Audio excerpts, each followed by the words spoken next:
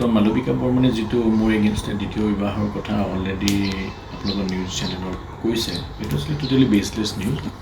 Actually যিখিনি আপোনাৰ video' footage বা ষ্টিল ফটো আহিছে, এইটো একচুৱেলি এটা শ্বুটিং আছিলে, ভিডিঅ' শ্বুটিং। কাৰণ আমি এখন চিনেমা কাৰণে কৰি আছোঁ, এইটো বাইগেমীৰ প্ৰতি চিনেমাখন কৰি আছোঁ, আৰু সেইটো এটা জাষ্ট এটা ভিডিঅ' শ্বুট আছিল। কাৰণ তাৰ কোনো লিগেল ইমপ্লিকেশ্যনছ নাছিলে। গতিকে তেওঁ কি ভাবি পেলাই এইটো নিউজটো আপোনালোকক দিছে মই ক'ব নোৱাৰোঁ, কিন্তু এইটো নিউজটো টোটেলি বেছলেছ।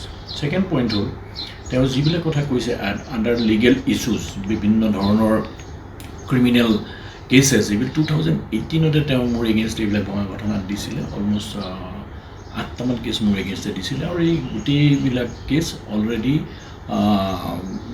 প্ৰুভড হৈছে যে দিছ ইজ ফল্ছ এলিগেশ্যনছ এগেইনষ্ট মি, আৰু মোৰ এটা ইমেজটো বেয়া কৰিবৰ কাৰণে তেওঁ এইটো ক্ৰিয়েট কৰিছিলে। আৰু আপোনালোকে ভঙা ঘটনাটো গৈ পেলাই আপুনি চাব পাৰে, আগৰ কেছবিলাক চব আপোনাৰ FR বুলি কয়, এইটো গোটেই ক্লিয়াৰ হৈছে।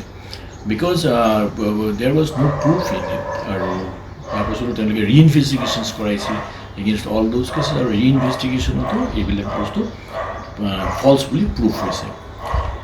নেক্সট তেওঁ কৈছে যিমানবিলাক বিভিন্ন নাৰ্ছিং হোমত শ্বেয়াৰ হোল্ডাৰ্ছ আছে, একচুৱেলি শ্বেয়াৰ হোল্ডাৰ সৰু সৰু শ্বেয়াৰ কিছুমান দেউতাই কিনি ৰাখিছিলে। It is a different issues, এইটোত মোৰ লগত কোনো ধৰণৰ ৰিলেশ্যন নাই।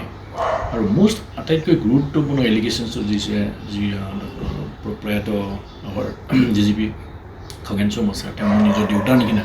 আৰু তেওঁ যেতিয়া পষ্ট ৰিটায়াৰমেণ্ট, যেতিয়া তেওঁৰ বেমাৰ হৈছিলে, তেওঁ 3 মাহ ধৰি তেওঁ মোৰ ঘৰতে আছিলে। কাৰণ ছাৰ আৰু মোৰ ৰিলেশ্যনটো is like our father and son.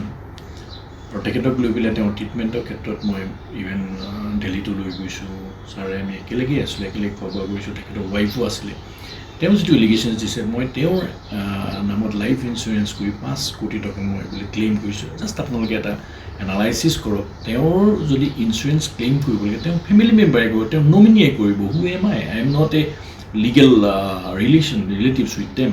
আৰু যদি এই বস্তুটো মই তেওঁৰ নামত ছাপ'জ মই 5 কোটি টকা ক্লেইম কৰিলোঁ হয়, তেতিয়াহ'লে এইটো কমপ্লেইন তেওঁৰ ৱাইফ বন্দনা বাইদেৱে দিব লাগিছিলে, হু ইজ চি।